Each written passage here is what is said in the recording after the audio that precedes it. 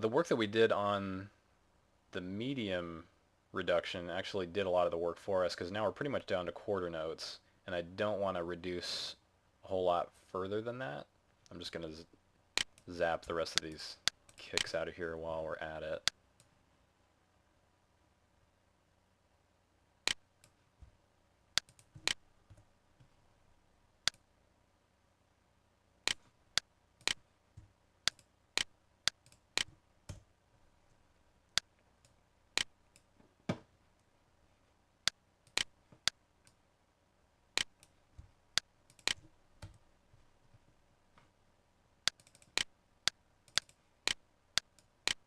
So this song was actually pretty easy to reduce all in all. There are some that you'll really get into wrestling with what's the smartest way to do it.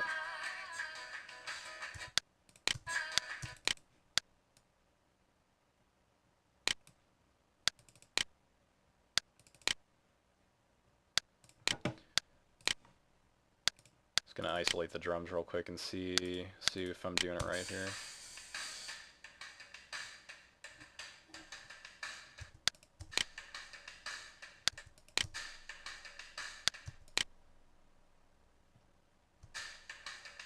That's gonna feel a little weird to play those extra notes in there.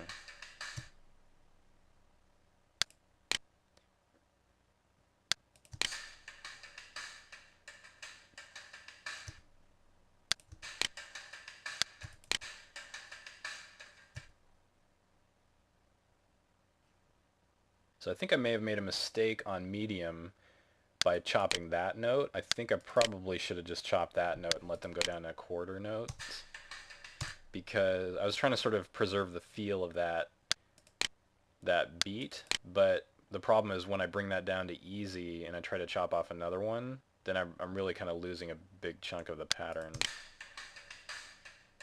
So I think I'll just kind of have easy and medium more or less playing the same thing here, except without the kicks on easy.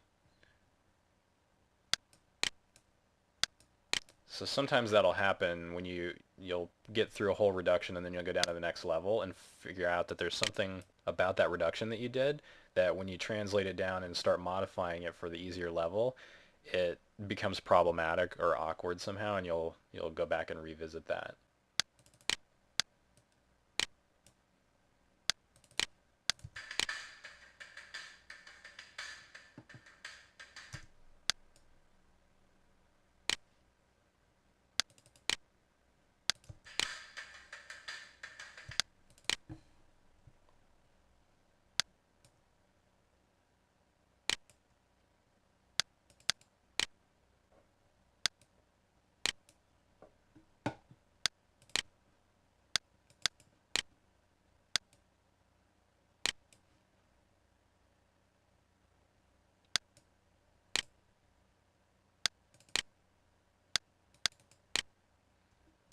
So now I'm also seeing that this creates an inconsistency with my hard chart. So what I think I'll probably do there is I may actually put those gems back in and take the yellows out. But now we still have the kick on hard. So the challenging aspect of the hard version is interlacing those kicks in, and then we take that out for medium, and then we take out even the on-beat kicks for easy. So this reduction for this song is essentially about taking out the kicks for the most part, and then taking out the odd eighth notes every now and then. That's pretty much what it boils down to.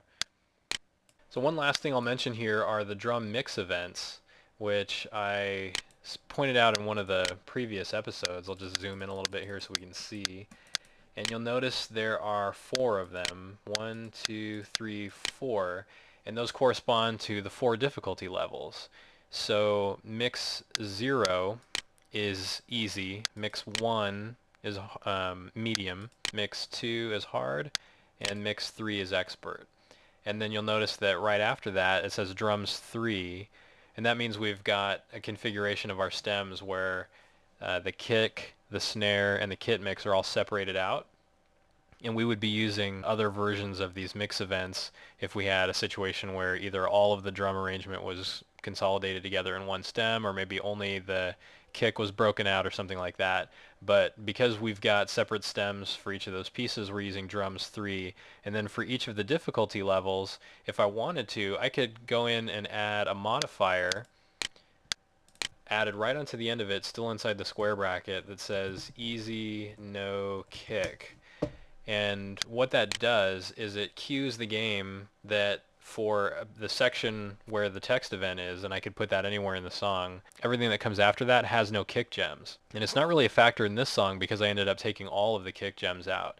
But what would happen in a regular song where, let's say on our easy chart here, we had a kick gem and then we had taken all the other gems out for that section, and then we had another kick gem, like 4 or 5 bars later.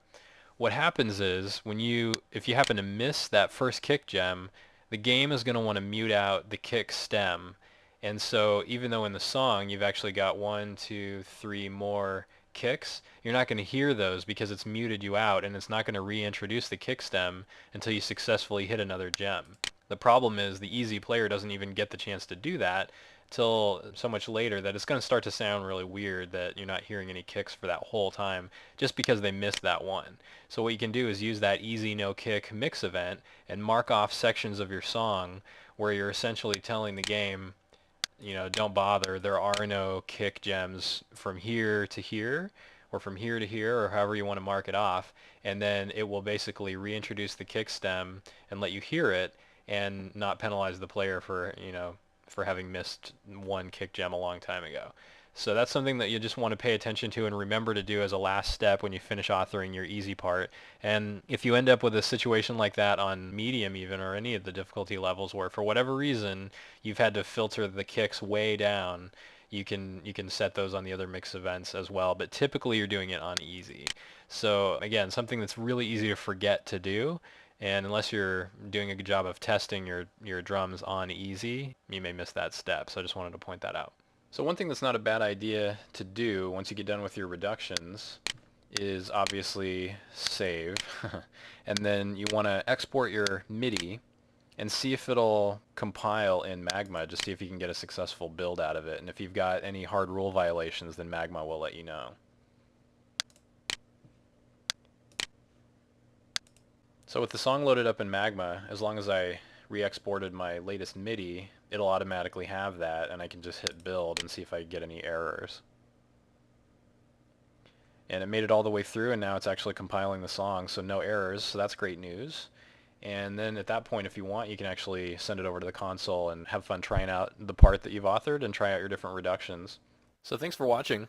That little gameplay preview clip that I've been running at the top of these drum-related episodes is showing the drummer avatar animated and playing along with the expert drum part, which he will not do yet as far as the work that we've done so far. So in our next episode, we're actually going to take a look at what we need to do to animate the drummer so that he appears to be playing the chart that we created. So that's going to be a lot of fun to work on, and we'll see you next time.